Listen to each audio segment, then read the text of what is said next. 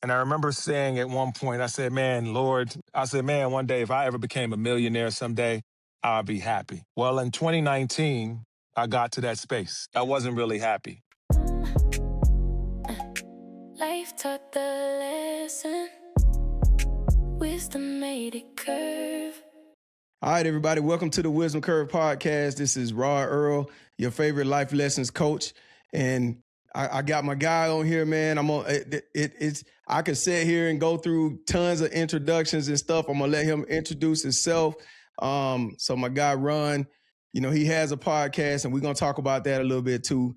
So Ron, if you could, because I'm gonna probably mess up your last name over and over and over. Tell everybody what your last name is. My last name is Aladeniyi. You spell it Aladeniyi. It's of Nigerian descent. That's awesome, man. So before we get started, a lot of times when people jump on these things, they want to know who it is that they're talking to and why. So my question to you is, why should people care to listen to Ron Aladeniyi? Because I have a story to tell. That's essentially what it is. And I have a God-given purpose that I'm living in. And the idea for me is to allow others to be courageous, to get out of their comfort zone. And it took me nearly 50 years to figure that out myself. And it's so funny when God puts you through a certain thing, not only does he want you to learn from the lessons yourself, but be able to impart that same wisdom on others. And that's part of what my purpose is. That's awesome. That's awesome. So what would you say people know you for, like, today? So the people that know you, the people that love you, the people that are around you, if they had to say Ron is this guy, what would they know you for today? So that's an interesting thing that you asked right there. I'm going to start with, I'm going to say my daughter. My daughter is Lola Simone Aladeniyi, and I call her my North Star. And if there's anyone I think that truly knows me right now in the place that I am in this moment, it would be her. And the two things that she will say to you is that my dad is loyal and my dad is patient. And the interesting thing about that, Rod, is I wasn't always that. And I struggled with that. And when my daughter said it, and she said it in some sort of throwaway statement, both things in two different times. And it made me realize how much I've grown, how much I've changed, how much I've evolved since 2020. So those are the two words I would say. They will say that Ron is loyal, and they say Ron is patient, and I wasn't always that. So somebody that's loyal and patient, what kind of successes have you had in your life? So I know we talked, and I know you flew out to Atlanta. We talked about it. You was like, yeah, man, I'm in a position where I can fly out and stuff. People are attracted to success. So there's a level of success that I have. There's a level of success that you have. What's some kind of success? What's some successes that you had in your life? Just big time success. Big time success. I'm a former flight attendant. We'll lead into that. That's how I have the access now to be able to travel the world. I can literally go to an airport and go anywhere in the world. But more than that, I'll say it like this. When I was a kid, I wouldn't say I grew up in poverty, but we were definitely lower middle class. And I remember saying at one point, I said, man, Lord, not even Lord. I said, man, one day if I ever became a millionaire someday, I'll be happy. Well, in 2019, I got to that space. And it's been an amazing space. But I say all of that, and I'll say it with a caveat. I wasn't really happy. So the material success, I got to.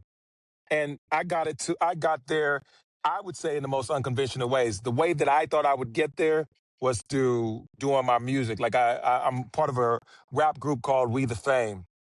And it never actually materialized that way. It really just became steady decisions being made. And I have to give a lot of credit for that to my ex-wife. And we did it through mostly real estate and investing. And I was really proud of that, not only of myself, but really my ex-wife for being able to mold me into that space. But even in the midst of all of that, I didn't find true happiness. If I'm going to tell you what real success is, at least for me, it's finding joy. Finding the idea of every day I wake up with gratitude. Every day I see the moments and I'm like, man, I got so much joy in my life. And it took me nearly 50 years to finally figure that out. And all the material possessions I had, all of that was cool. Don't let me not lie to you. I liked it a lot. And even parts of me, I loved it. But when you get it and you realize it don't really mean nothing, is it really success? So my real success is the joy that I carry every single day. That's what's up. So from being a flight attendant, from your family being from, from motherland Africa, growing up with that, from making $1 million in your lifetime. I would imagine through all of that you survived some things. So what did you survive that made you who you are today? If you had to narrow it down to something. So it's a few things, but I'm going to narrow it down to the specific pivot point for me, my divorce. That's it. But on a bigger scale, it's all the failures that I had across life. Like we all have failures. We have all these things that can bring us down, and we allow it to. I don't know how to say this. We allow it to beat us down. Is the best way I can explain it. But then you look at these moments. For me specifically, it was my divorce. It was the toughest thing I'd ever gone through. I can do anything physically. Like that's the one thing I realize about myself. Like I can go through the depths of the earth. I can go through the biggest pains on a physical level. But it was my emotional pain that broke me to like it broke me and took me down to my rock bottom. And it was an interesting thing to go through it because a lot of it came from this ego space. The way, especially us as African American men, we we're raised to be strong. We're raised to like push it off. Don't let it Mm, bother you. You know, right, go on. right. Not show weakness. Not show weakness. Exactly. And I got to the point where all of that just became evident. And I struggled, man, Rod. I struggled, man. And 2020 was that year for me. And for the first time in my life, I allowed myself to get to that depth. And I didn't want it. I didn't ask for it. I didn't care for it. I hated it. But I remember having a moment, like, like to me, it felt like God telling me, I got two paths for you. You can spiral and keep going down that hole, or you can rise like a phoenix. And I remember thinking in that moment, I'm like, I'm about to rise like a phoenix. Now, just because I thought that thought, Rod, didn't mean that I knew what that meant. It just meant I had to take the time to look at myself in the mirror and say, Ron, who are you? And not only who you are and understanding who you are and loving who you are, but then after you figure that out, then figure out who you want to be and go that route. So that actually kind of goes right into what I was thinking about while you were talking. But what um during that hard time in your life, what's something that you discovered about yourself during that test? Because you had these choices, you had this hardship. What's something that you discovered just that was buried, that was inside of you that you didn't know was in there? So here's an interesting. That's a layered question to me, but I'm gonna tell you the thought that came to my mind right now. I thought of Shaft, and I was like, I'm a Movie? bad man. Yes, I was like, that's the thing. I was like, man, I'm a bad man, and it's so funny to think that, but don't have the evidence of it. You know what I'm saying? So I used to think I was one of the most confident people you'll ever meet. But the problem was that confidence wasn't built on a firm foundation. And so as soon as someone attacked that thing, everything crumbled. But even with all of that and understanding all of that, there was a part of me that was like, okay, this is some crap. You dealing with some stuff. Like Right. this ain't pretty. But there was this inner voice in me that said, but Ron, you a bad man. Now, I didn't believe it in the moment, but Mm. there was that lifeline that I needed to rise. So would you classify that and say that that is like a maybe an inner strength that you had, or just like an inner confidence, or an ability to overcome when things get hard? Like, what would you It, call that it's a thing? Because, it's and the reason I say that, and let me give you this caveat, is because okay. oftentimes the confidence that we have, people that don't have it may look at it like it's arrogance, and Yes. they'll say, "Oh, well, this you think too much of yourself, and you think this." And it's not that I just think too much of myself. It's that I am really confident in what I'm able to do, and I trust that I can do it.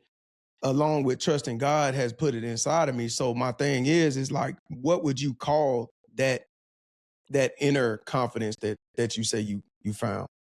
So the word that comes to my mind right now is je ne sais quoi.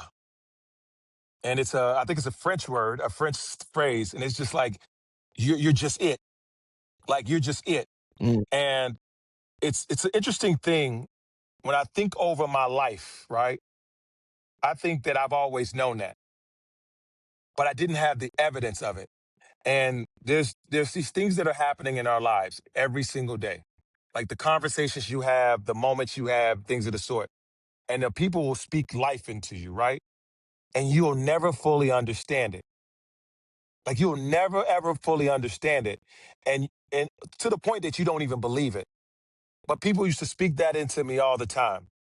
And I never believed it. I'll tell you a moment when I believed it. I have a pastor, his name is Pastor Carlos at my church. And I was just starting to go through the separation with my ex-wife. And he had a prayer, he had a sermon where he was talking about some stuff that happened with him and his wife. And it was very vulnerable. Like I'd never heard anyone speak like that before, or if I'd heard someone speak like that, it hadn't resonated with me. But when he was saying it, I was like, man, I understand exactly what he's saying.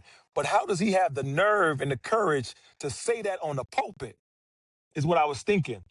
So I come to him right after the service, and he's just standing outside. And I say, man, Pastor Carlos, I don't even know you. You don't even know me.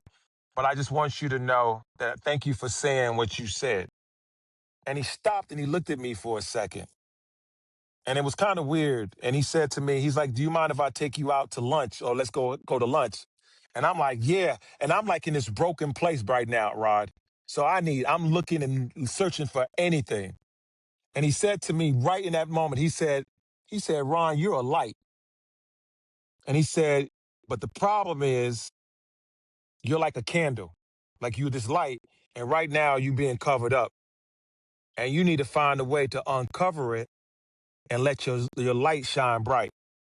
Now, I've heard for years people tell me I'm a light, but anytime they said it, I didn't believe it. But in that moment when he said it to me, I understood exactly what he meant, and I believed it. And the only thing that I can say is God softened my heart to be able to receive all the information that someone was giving me. Mhm. I don't know if that So would you answers say your God? question. Go on. Hey, no, I was just gonna say. I mean, no, it ain't really just a set answer to it, man. That's your answer. I guess. So would you say that God allowed you to receive what He had been trying to tell you the whole time? Yes. Yes. But it had to come, it's ultimately God. And I'm going to give all the credit to God. But what I would tell the parts that we as a human being need to understand is we have to open up to it. So in 2020, I had a surrender moment. I didn't know what surrender meant. And especially a lot of times when I was growing up, surrender meant being weak. And I went through a moment where I realized that God had been speaking to me the whole time, my whole life. I remember points and like connecting points when he was like, Ron, I'm talking to you, but you're not listening, right? Like, and I think we all have that in our lives. And I remember having the moment where I said, God, I surrender. And the moment I had that moment, my life hadn't changed, Rod, but everything around me felt like changed, like felt like it was changing.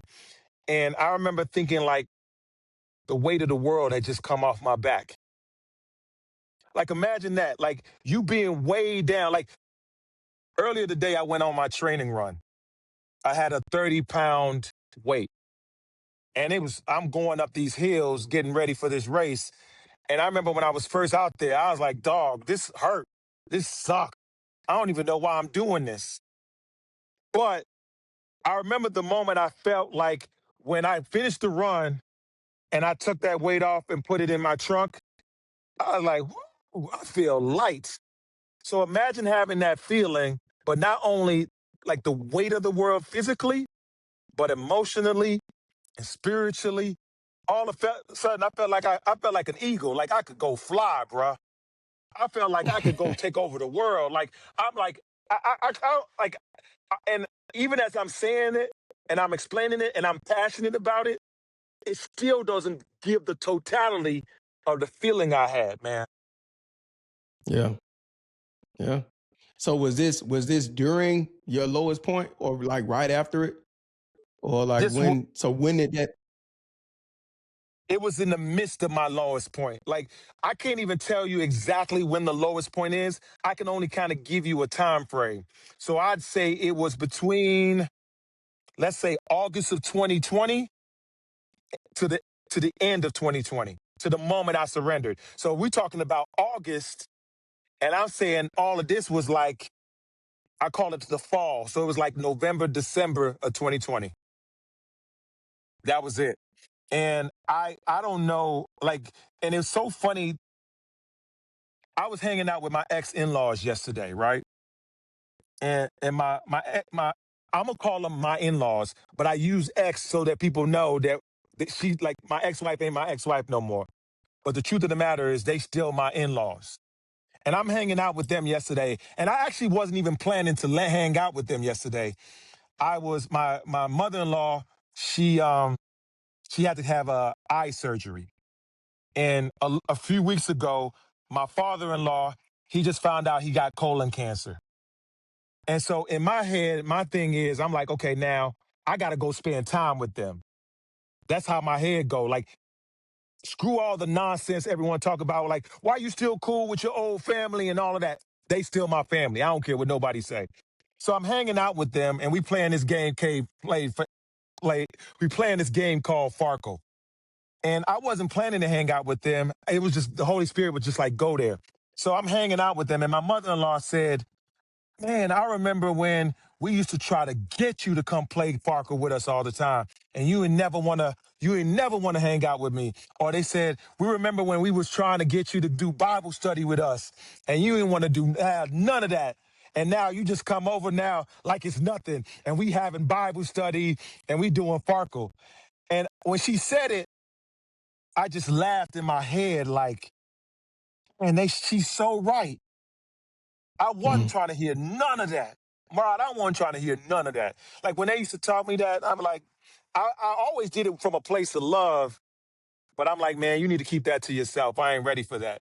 So look at this over 5 years later, and I'm doing it willingly, and I ain't thinking nothing of it. But the impact of what it felt to them to see me do that, when she said that, man, I was like, I said, look at mm, God. Like, Rod, I'm like, look at God. Look at what he do. mm. And so I don't, once again, I go off on tangents. So I know I answered your question, but I'm going to let you go on from there. Oh nah, man, you fine, man. So nah, I mean, nah, it's a beautiful thing. Like I said, the way that God will take us, and as stubborn as we are, sometimes we have to be put in the fire. We have to be put all the way down where he stripped everything away for us to turn the corner. Amen. So no, I definitely understand exactly what you're saying. It's just sad that we so stubborn that we have to go through all of that before we listen. So I guess my question to you then was, while going through that, and I know what it revealed within you, how do you think it influenced your future, like you moving forward? So now you've gone through this hard thing. Now you recognize what you have inside of you. And now you going out into the world with this renewed strength and identity. How does that then impact today? How does it impact today? So I'm gonna tell you something. I was actually talking to a guy earlier today. I got this bracelet, right? It's a it's a Cartier bracelet. I bought it 5 years ago, and on this bracelet is a love letter to myself. Uh, when I was younger, I always wanted it's called a Cartier love bracelet, and I always wanted this bracelet. Mm. But the truth of the matter is, I never thought I was worthy of it, and I can say that now as plain as day, Rod. But 5 years ago, I didn't even know how to express it that way. But I What was what do you willing what to, do you what do you mean by worthy of it? I'm like, what do you mean by that? meaning that how do I explain this? I had a poverty mindset, and Mm. I had a poverty mindset, and I'm working through that poverty mindset even as we speak. And part of the reason I'm explaining this, when I bought this bracelet, I wasn't going to buy this for myself. I was going to buy it for my ex-wife. It was going to be our 10-year anniversary gift to her. And we ended up getting separated like just shy of 10 years, like 9 years. And I would buy this bracelet for my ex-wife, but Rod, I wouldn't buy that same bracelet for myself. I could love somebody so much more than I could love myself. And so in 2021, I was like, okay, I'm gonna buy this bracelet for myself. I bought it. This bracelet at the time was like 8 grand. I don't even know if I had 8 grand to spend on it, but I bought it because I wanted it. And when I first bought it, like a month after I bought it, this bracelet that I thought was gonna stay on my wrist forever, it fell off. I lost it actually for a bit. And I was mad Oh at wow. myself. I was like, dude, you just spent 8 grand on this and you lost it. You an idiot. And the moment I bought that bracelet and I lost it and I found it, I tried to take it back. And they were like, nah, we can't take it back. You've already worn it, blah, blah, blah. And in my head, I'm like, dude, what am I supposed to do? But you know the thing that they told me they could do? They said we can put an What's inscription that? on it. They can put an inscription, like they can write something in it. And at first I was like, write something. I was like, dude, like, what do you mean? But God had put something on my heart months prior to this. I had a moment while I was running, right? And I'm in the middle of a run and I'm feeling what they call the runner's high. And God said to me, Ron, you ain't lived up to your purpose. Like you've been coasting. Now, like a man with an ego, most times if somebody say that to me, I'm going to start making excuses. I'm going to start getting defensive and things of the sort. But when God said it to me, I said, God, I know. I know I ain't lived up to my purpose. The first time I'm ever conscious of saying, God, I know that. So he said, okay, cool. You know that. Now it's time to work. And I was like, okay, God, we're going Mhm. to do this. And he said to me, he said, Ron, you're going to be a billionaire someday.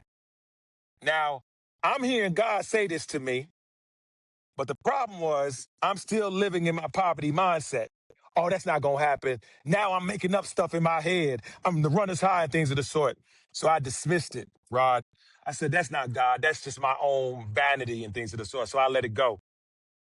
But the feeling I get when God is talking to me is like in still small voices. And then when I'm not listening, it's like this feeling he give me, like I'm tapping you. You ain't listening, Ron. Mhm. So now Mhm. instead of him having to scream at me, I'd be like, okay, God, let me hear you say it. So I asked God, I said, God, what does that mean? How do I become a billionaire? This. And I said, no, actually, this is the question. I said, God, I became a millionaire, right? But my life was unhappy. So why would I even want to be a billionaire? Now you want me to die? Like, what's the worst thing in the unhappiness I'm feeling? And he said, That's a good question. now, like, exactly, right? So he said, it's because you were doing it for the wrong reasons. The wrong reasons. You had the wrong intentions. So I said, okay, that's cool. I get that. So, okay, let me think about being a billionaire. So I started researching billionaires. Now, here's the funny thing. I had a billionaire, not necessarily that I grew up with, but I saw a young man talk about being a billionaire one day and becoming that billionaire years later. That young man was Kanye West. I used to, like, Okay. we all used to rap around each other in Chicago. And I knew him. He knows me. It's not like we best friends or nothing like that. I'll never claim that. But we be around each other. And I remember when he first used to say he was going to be what he was going to be before he was anything, I used to watch him. And the first thing I used to do was hate. Like, who do you think you are? You ain't going to do none of that, blah, blah, blah. But on the other side, when I got away from the hate, I said, what is something he know that I don't know? And it always stuck with me I'm talking about 30 years, Rod. It always stuck with me. But when I thought about who's the billionaire and the type of billionaire I want to be, I was like, I can't be him. I can't be Jeff Bezos. I can't be Mark Zuckerberg. I can't be Elon Musk. But who's a person that I can associate with? And you know the person I associated that with? What's his name? Warren Buffett. Invest, Okay. build, and things of the sort. And I was like, and I like the way he was a billionaire. Like, I watch other people, they be billionaires, and they always seem selfish to me. But Warren Mm. Buffett, to me, he always seemed like, I was like, that dude's so kind. Like, he's still driving the same Cadillac he had from 30, 40 years ago. He's still living the same smaller house. And I was like, that's the type of billionaire I want to be. So that was the inspiration that came. Now, I say all of that to say, when it came to the moment, I was like, okay, I'm going to be a billionaire in 10 years. On my birthday, March 5th of 2031, that's the date I'm going to set for myself. So when it came Okay. to the day when they said, we're going to inscribe it in for you, when I first told them that it was crazy, I was like, really? You going to talk to me about inscribing something? And then a click hit me. And I said, in this thing, I'm going to write billionaire, March 5th of 2031. And so whenever I see this bracelet, that's the same thing that comes to my mind. You turn a negative and you change it into a positive. You change it into a source of motivation. You change it into a source of inspiration. You change it into a symbol of hope and positivity and love. And once again, it's a love bracelet. It's a self-love thing. But here's the other part that comes with all of that. When I am the billionaire that I'm going to be, Rod, I'm going to give Mm. it all away. Because it was never really about the destination. It was always just about the journey. The day-to-day grind. And I hate to call it grind because sometimes grind can have this negative connotation. It's just the day-to-day moments. Like the moment, like right now, I'm sitting in downtown Austin. I'm looking at the skyline. Like, dog, when I look at these skylines, in my head, people look at it with wonder and all of this. I look at it like, that's going to be mine someday. That's going to be my name on that someday. Like, I'm going to change the world, but I ain't going to change it in my name. I'm going to change it in love. I'm going to change it in God. I'm going to change it in Jesus and just showing that example. That's a beautiful way to look at it, man. I know we were sitting around. I was talking to somebody, and the guy asked me before. He said, if money was no object, what would you do? What would you do with it? And I remember telling him, I said, well, if money was no object, then I would give it away. I said, because, the thing is that's what we're here for. I said, we're here to help each other. And I said, that's the plan. That's the secret, is you get the money, you get whatever, and then you help each other to succeed. You help people that are in need. That's what you do. I said, if you hoard it and you keep it and you do all that stuff, it's in the Bible, as God has shown you before. If you hide it in the ground and bury it, He gonna take it from you. He gonna take it So from you, I'm bro. like, He gonna take it from you. So I'm like, the thing is that He can't trust you with it, because He's giving it to you so you can help other people. So I think we definitely align with that, man. Now, you've mentioned a couple of times about the running. So let's talk a little bit about this running. You got a big race coming up in October. Yes. The only person that I've even heard of running it was like David Goggins or something. The Goggins, Yeah, the Goggins. So tell me about this. Tell me about this race that you're about to do, man, and why? So this race it's called the Moab 240. It's 240 miles endurance run in the Moab, Utah, in the deserts of Moab, Utah. And the reason, I'm gonna expound on it, but the truth of the matter, the reason is because God told me to do it. It's as simple as that. It's just it's an act of obedience. But more of what that is an homage to my father. My father, his birthday is October 10th, and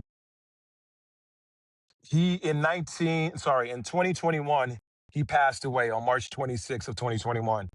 And the day that he passed away, we were not on the best of terms. And a lot of that reason is me. Like I won't even, like I'm not gonna blame nobody else but me, because I didn't know how to forgive. And after he passed away, this man that I didn't think I loved, that I wanted no part of in my life, I cried like a baby. Like Rod, I cried. And Mm-hmm. and here's the other part that's interesting. He died on March 26th of 2021. The day he passed away, first and foremost, I knew he was going to pass away because of something, because God told me. The Holy Spirit told me. And I was supposed to see him 3 days later.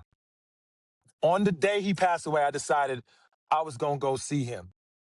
And I still hadn't let go of anything, but I just said, let me humble myself enough to hear what he had to say.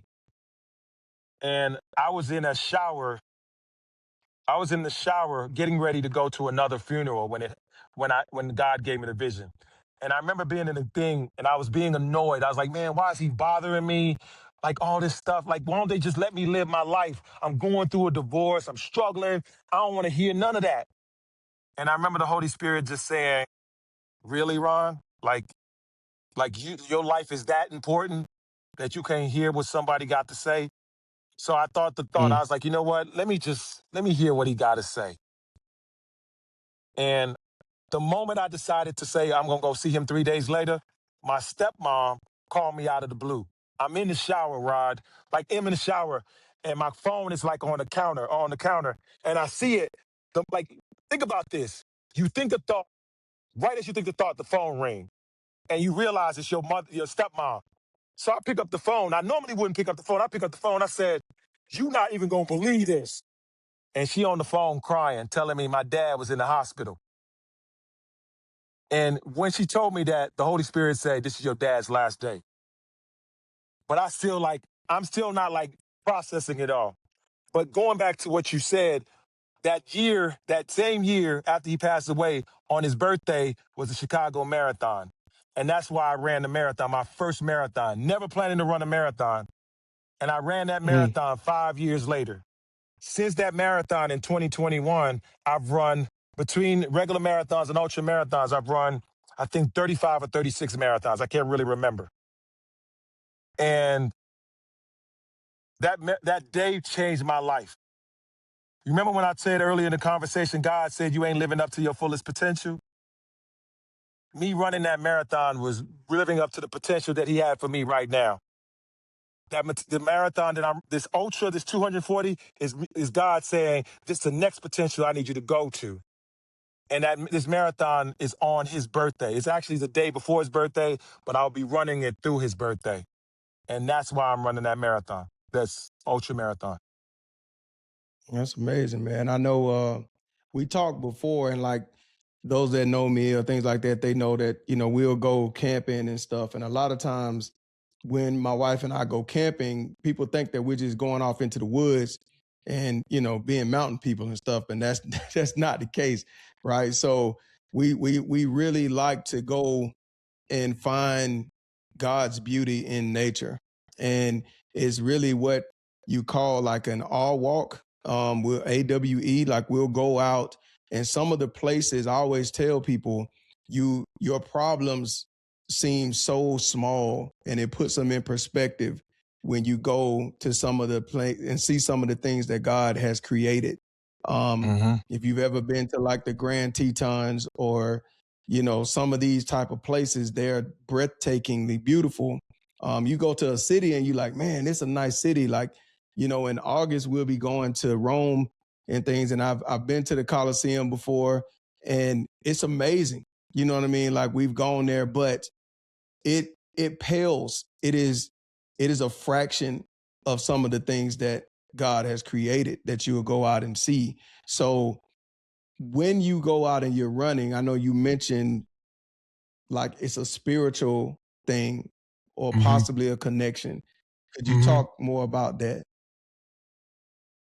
Oh, God, that's a great question, man. So right now, I'm sitting outside. Like I said, I'm downtown Austin. I don't know if you can see it. There's a tree right here, all of this. And I'm a city boy. Like when it really comes down to it, I've always lived in the city, always. So I think the only time I could say that I didn't live in the city was the semester I went to college in Naperville, Illinois. But I've always lived in the city. So I've wanted nothing to do with nature, all that camping nonsense. So I'm gonna tell you something really funny. I don't even know why I'm gonna show you this. This is a sleeping bag. I bought this while I Yeah. was in Leadville, Colorado. I I'm asleep outside. If you knew me 5, 6 years ago, if you saw this with Ron, you would think he crazy. I never really cared about nature like that. That's just real talk. I'm be real. And when I started running, I still didn't really care about nature. I was just running outside because it was the only thing to do. And all of a sudden, you start to realize the beauty of what God has around you.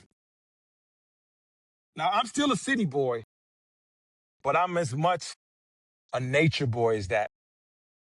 And to feel like, as you said earlier, and I've told you before, running to me is my closest place to God.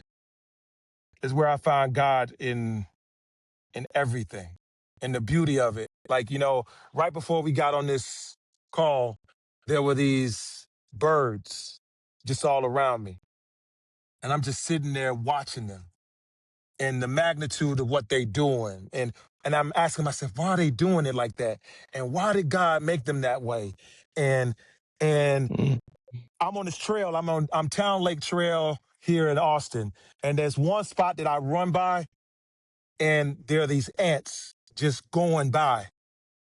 And I'm noticing these ants, these minuscule ants. And I'm watching them as I'm running over them.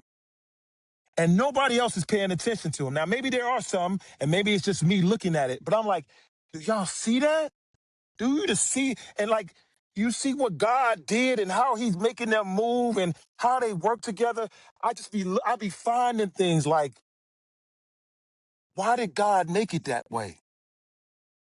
And why was I Yeah. so blind to the fact that he made them that way and what they doing? Who am I to think that I'm all that when you look at the magnitude of what the world is and being out in nature? lets me see the magnitude of what God is. And I'm sorry, I love the big buildings. I'm a city boy, but that's man-made.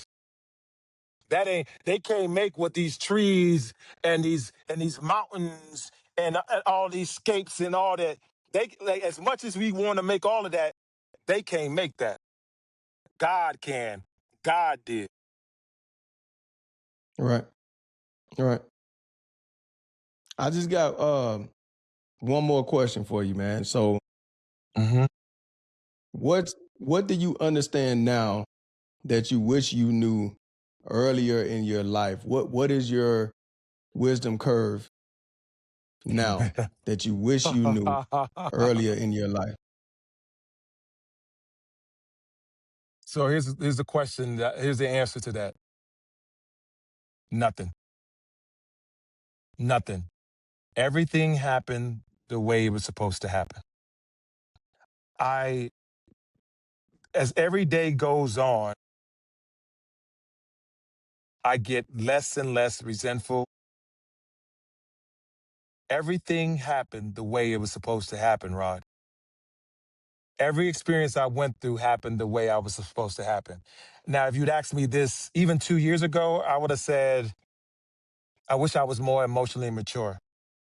Or I wish I'd gained the fame that I wanted in the past.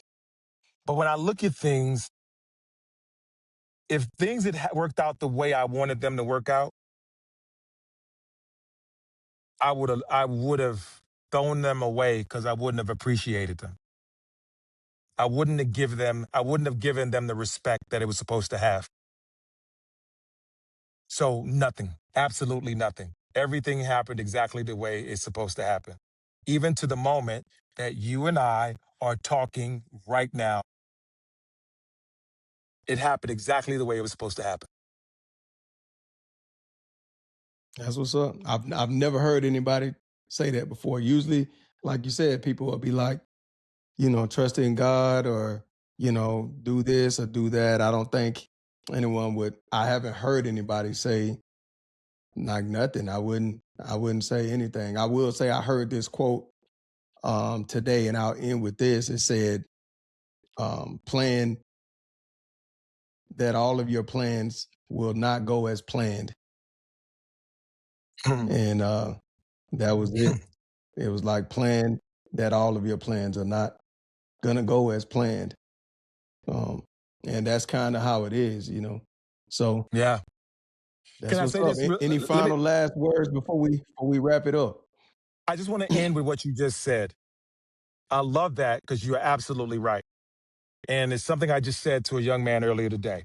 I said, first of all,